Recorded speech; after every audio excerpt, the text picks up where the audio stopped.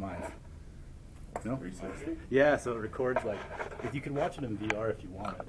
But we figured then we can just like critique our presentation. Cool. Yeah. So you guys will have Yes, 6 guys. minutes All you guys, everyone. for your presentation and 14 minutes for Q&A. Okay. And then just let me know when you're ready to start. Sure. There we go. I'm ready. All right, Evan, you're up. Yeah. Okay. Yeah. Set a timer for 6 minutes. Okay, 6 minutes. Starting. All right. Hello, everyone, and welcome. Thank you for taking your time out of your day to listen to our presentation.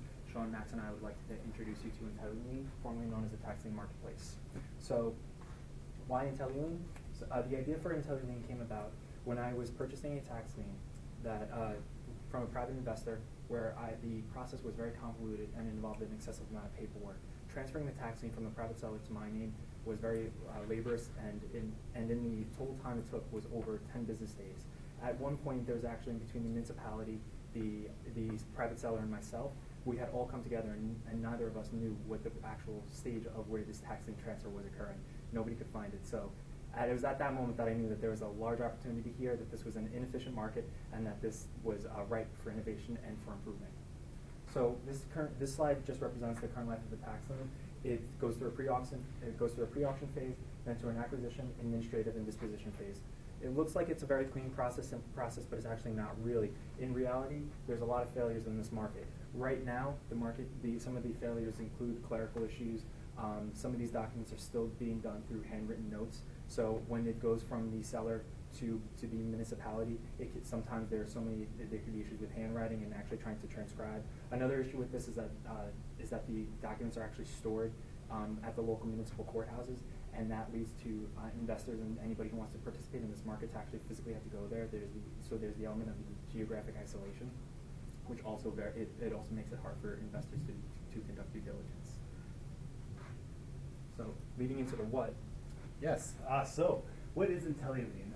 It's essentially a market maker. So like NYSE or Forex market, it's matching buyers and sellers to, or I guess we're a place where buyers and sellers come to meet to do a transaction. Next slide, please. So here's a schematic diagram of it. So you have your investors on one side, your counties on the other. They have the lien on the property, and then they meet in the tax lien marketplace to do the transaction. We collect a bid-ask spread on the transaction. One technology we like to utilize with it is the blockchain. Rather than having a centralized ledger where you have security issues and it's a lot of work to keep up, you have a distributed ledger, which all really a blockchain is. It's secure, and it eliminates the need for back office support to process transactions. It's all done out in the open. Then once the county and the investor come to an agreement, the property transfers down to the investor, and we collect our spread. Next slide, please. So a good analogy of this is eBay, an auction website. Obviously, everyone's familiar with that. So they've made it easier for buyers and sellers to meet in the auction space. We're doing the same thing in the tax lien space. The competition. This is what the market looks like now. None of these companies do what we do. What they do is they go out, they buy tax liens, and then they find investors. They hold inventory, find investors, and then sell these tax liens off, ideally making some money on them. So they don't make tax liens available to retail investors or anyone like that. So they're people they sell to are hedge funds or high net worth individuals, things like that. And neither of them are very developed, so none of them have provide much liquidity to the market. There's also interesting opportunities with fintech companies that are currently trying to find retail investors more yield. So Yield Street's a good example of this. It offers retail investors an opportunity to invest in things like litigation fund financing. So if you have a lawsuit going, you can earn a higher return funding those lawsuits, which is a whole other realm of that, but that's, I guess, another topic. And then you also have like an NBA player. So if you wanted to lend an NBA player money, it was probably a decent, this is a deal they actually did, and you can see it was a 10% return for the investors in that. So 2 minutes. So we could, we figured that they would be good partnerships in the fintech space for us to team up with, as well as there's no one really doing what we're doing at the moment. And now I'll pass it off to Max. So how we're going to do it. Right now, the market size, in the last year, there were $14 billion worth of tax liens placed on properties within the United States. Of that, about $10 billion were actually sold to investors. We think it's pretty realistic to be able to capture 10% of that market, and so transact about $1 billion worth of these through our marketplace. We expect to charge a 0.5% fee on each of the transactions, which equates to $50 million in revenue. We also expect that there will be additional opportunities for revenue as we build the product out in other areas of finance and in government. Our go-to market strategy is to start in Florida. It's the most developed market for these liens. There are a lot of investors there, and municipalities have already shown interest in bringing their operations online. We think it's a three-step process. First, build a platform for due diligence, bring the investors on. Second, get the municipalities on board as well and have them start actually managing their listings on this platform. And then third, build out that complex back-end system for actually processing and settling the transactions. And we think we have a pretty good team to do this. Across the three of us, we have experience in technology, in finance, in government. Evan is currently at Barclays. I am an MBA student here. Sean is also an MBA student on exchange from the University of Singapore. So we think that our experiences position us pretty well to get this off the ground. So thank you for your time. 20 seconds to spare, great. Nice. So, next is Q&A, that's 14 minutes. This is the fun Set a part. timer for 14 minutes. Okay, 14 minutes. Starting. So, my first question, you said it's very easy to get to, oops, I forgot to turn off the other one. You said it's very easy to get to 10% of the market, and even in your item 2 in your go-to market, getting municipalities. Yeah. It's kind of the same question from different angles. Explain how it's easy to get 10% of the market. Sure. And also, what's going to convince the municipalities, since all municipalities across the country do things differently, their own sort of way? So I think we came to the 10% figure. There's actually one existing company which claims to occupy 40% of the market, and so we figured 10% is much less than that. Also, so Evan is a member of the National Tax Association. Excuse me. So he actually has a lot more experience talking to investors in the area. So if you want to take. So to answer your question about how exactly we're going to get the municipalities on board with this idea, and that's actually a really good question. So it's a twofold process. The first process is once that we can bring the investors on, and we can actually, the tax lien market is already an established market. Investors are very interested in this market for two reasons. One, the yields are attractive on tax liens. In certain states, they can be as high as 18%. If you look at the yield on the 10-year treasury right now, you're getting maybe I don't know, I didn't check recently, but I think it's like hovering between like 1.5 to maybe 2%. You're not going to find attractive yields like that anywhere else in the marketplace. Maybe if you were to go into the equity markets, you could find yields like that. What's particular about this asset class is that it's not correlated to other market factors. So a lot of investors see this as an alternative investment that offers not only attractive liens, but it's a securitized product because it's backed by real estate. If you invest and you hold tax liens that are done by what could be considered grade A properties, residential, commercial, if you're going to look at a commercial tax lien, if it's backed by Class A office space, in Manhattan, for example, that would be phenomenal. Second would be if you're looking at residential, the residential tax liens would be backed by a single-family home that has a mortgage on it that's currently occupied by the owner. But to answer your question is that once you get the investors on board with this, because the investor market is already there, the municipalities are going to come on board because they will have the investors that are already on the platform. There'll be the demonstrated opportunity. There will be the demonstrated interest from the investors. At the same time, for the municipalities, this is going to remove a lot of their back-end processing. A lot of this right now it's a very manual process. As I mentioned in the introduction, when I was going through in that one instance, it took me 10 business days to get just one tax lien transferred to my name. I mean, that's ridiculous.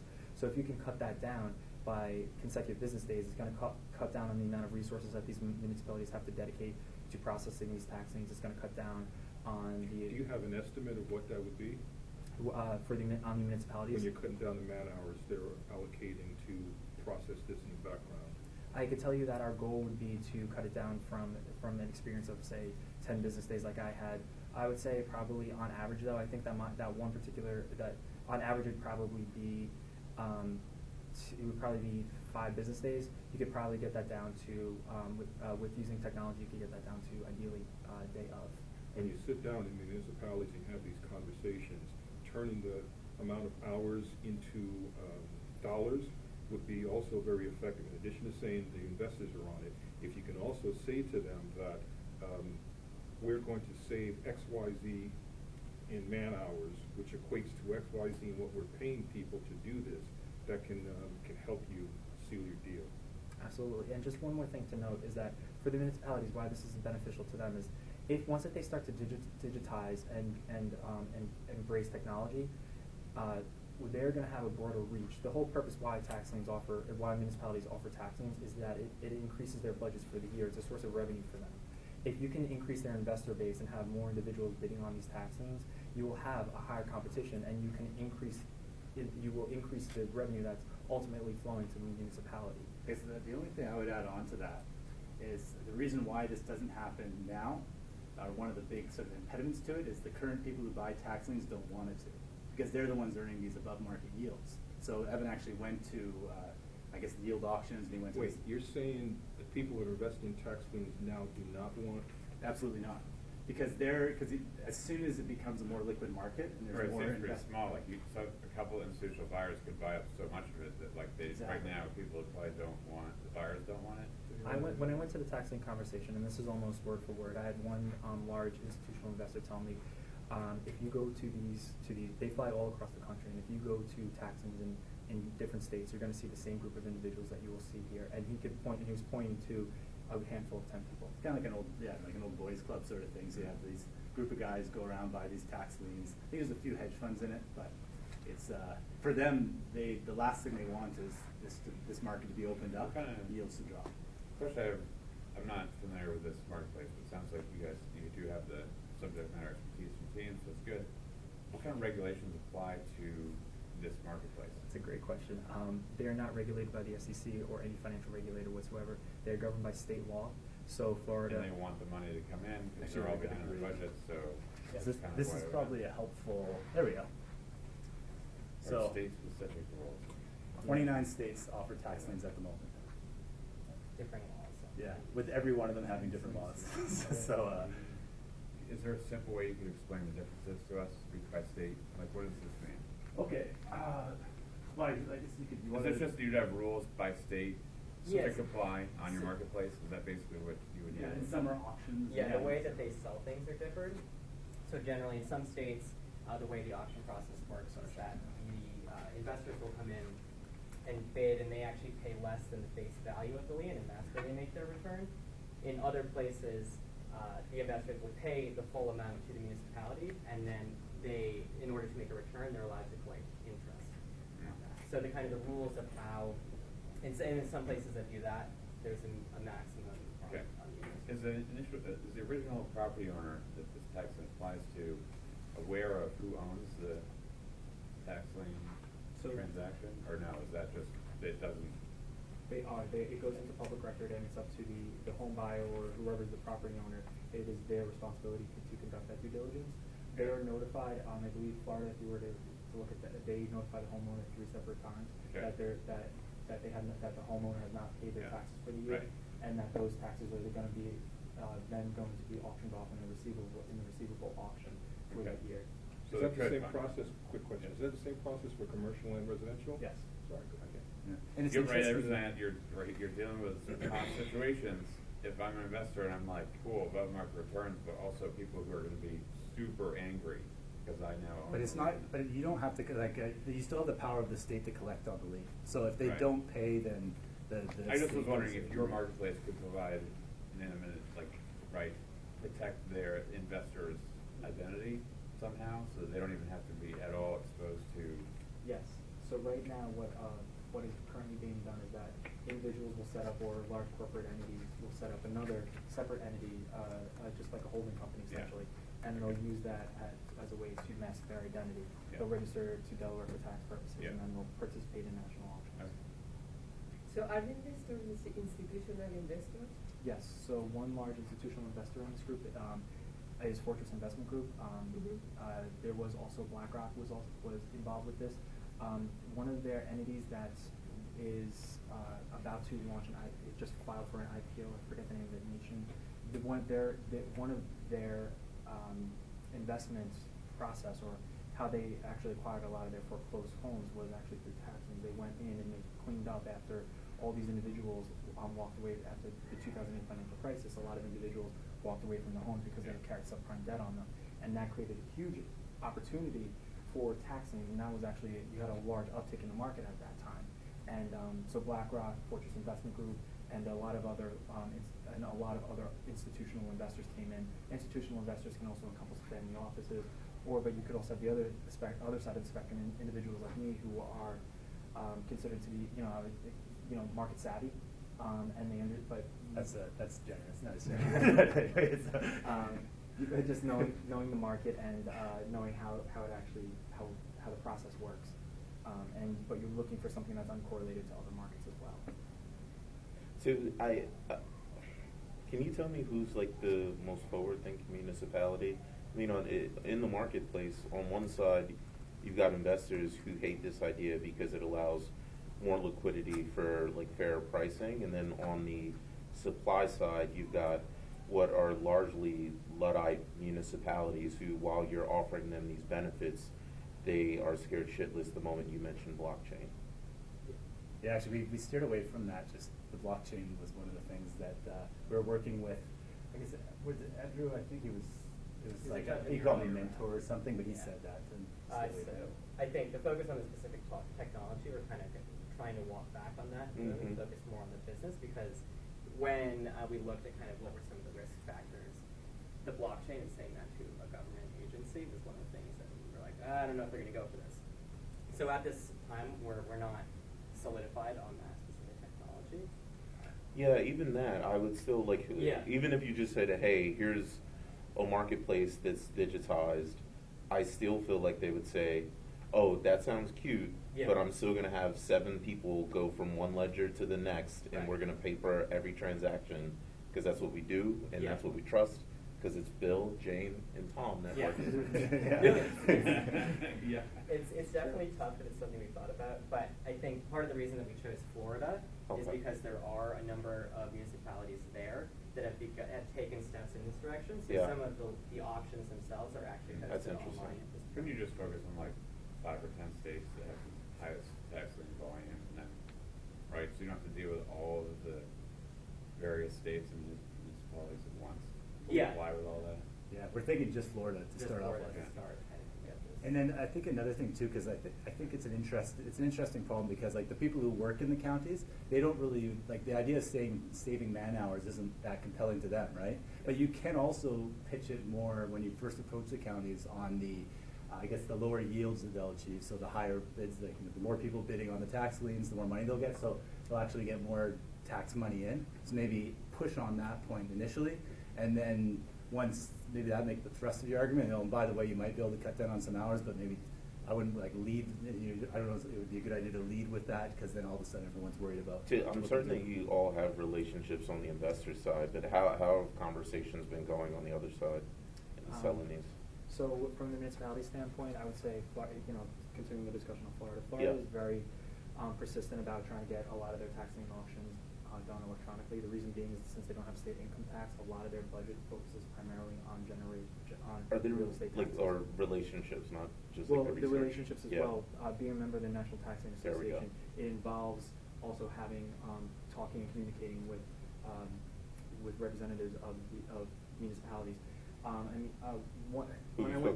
I spoke to a treasurer of a county in Ohio. I don't remember the county off the top of my head. I've also spoken with Polk County down in Florida. So I have had conversations with individual counties, and they all seem, Polk County right now, they're already offering online tax liens, and they seem to be one that would be most likely to go to this idea, and they'd probably be the one I would approach them first, because they would be. They seem to be most likely to come on board with not only continuing the electronic trend, but actually taking it the next step further. Would there be, it's like, let's try to oversimplify this. What does the municipality miss out on if they don't have your marketplace, but they do post this online in a really simple format, right? They have portals and some of these other tools that maybe they already use for other things. Is there any capabilities they have today that you'd be concerned, like, hey, we're going to convince them to put all this online, but then they might not use our whole marketplace because we're taking a cut, and they could just put it on a custom portal that they built for actually a very expensive amount of money. What is your thought on that? And I'm thinking of that because you have to have this whole marketplace, but just for one security type, just seems like that's a little fragmented. Like if you're a market, it's like, okay, if I need taxes, I got to go to this one marketplace. So from the municipality standpoint, you're going to be another application or marketplace they have to deal with and have an account with and pay, when it seems like they might just be looking for convenience because there's 3 people that work in there. Do you have any thoughts on Well, how like, counties might respond to that? Like, I mean, I guess that I'd kind of tie back into the eBay analogy again. Like, I think where the value is for the county is if you have something like Tax Lien Marketplaces is out there and promoting itself, then you got the investors on the other side. Like, you can imagine if eBay tried, if every state tried to do their own eBay, right. You just don't have that same sort of marketplace. I guess more for the listing, right? They could do it, but they miss out on the investor side's bias, tough, right? yeah. Even for us, that will be a challenge. Like, initially that's why we're thinking like partnering with Yield Street and other places that already have an investor base is interested in that sort of thing, because it is something where it's no one's very, very, very small percentage of the population is investing in tax liens at the moment. So you got to get people comfortable with the concept. Could you go back to the slide with the competitors again? Better. And how are these guys different from what you're doing? Yeah, so basically, ECMG, they actually have an array of products that are focused in this area, but they're the firm that I mentioned because they come at 40% basically of the market. But they're actually a full-service brokerage. So what they do, and what some of the other companies in space do, is they actually buy the tax liens themselves and then sell them to the secondary market. So the differentiator for us is that we actually don't want to be involved so much in that process of holding inventories ourselves. We just want to directly connect the buyer and the seller. Then there are some other companies that have kind of the other aspect of the platform where investors can do research, but it's still very localized, if not at the county level, and specifically in the state. I feel like there's something there that I don't like. To one company, I'm like, hey, don't worry, we're not a marketplace.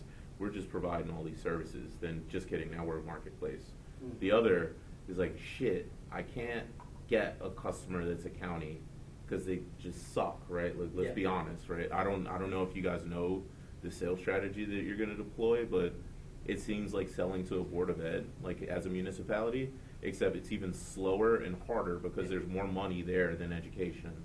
So, like, the other one to the far left is probably, like, the best strategy because it's probably somebody that's bribing someone and's lived in Florida all their life. No, I'm being serious, right? Like, I don't know that you coming in with, like, the best price and the best value proposition and smiling and knowing the market is going to allow you to do business. I think there's probably some dirty underbelly or some conniving, like, bait and switch that you're going to have to do in order for your sales strategy to be effective. Yeah, I certainly think that the sales process, given how complex it is selling to government, especially after do that many times over, it is one of the challenges that we've highlighted. But you're not billing them directly, right? You're taking a spread? Spread, yeah. So if the transaction doesn't happen, they don't have to pay us anything. That's a little bit, at least you're not trying to get into their budgets, because that's...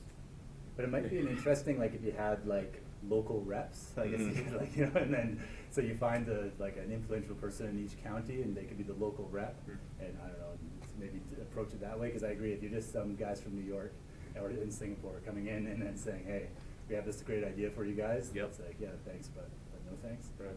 Is it secondary trading or not? Well, eventually, yeah, because right now it's just the primary market. It's kind of like the model, like kind of the mental model we're putting through. But ideally, yeah, we'd be the primary market as well as the secondary market. So the investors could come back, and then you'd have like investor on this side, investor on this side, and then they could like list their tax lien, and someone else would buy, and then again the same sort of process happens. And then, I mean, that's great for us because I mean, that number that we came up with, the 50 million revenue, is assuming like one turn per year.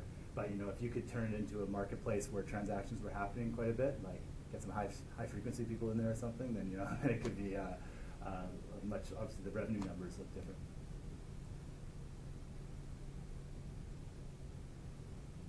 Good. Yeah, I just can't believe it's not regulated. Yeah. It makes things a bit easier for us. It's actually There's another documentary coming. Yeah. Well, I remember when Evan first told me about it. I was like, really? And then I started Googling, and I was like, this is like the craziest thing I've ever heard of, right? Like, it's just like a bunch of these property tax, and you get, Yeah. you're the first person in line, too.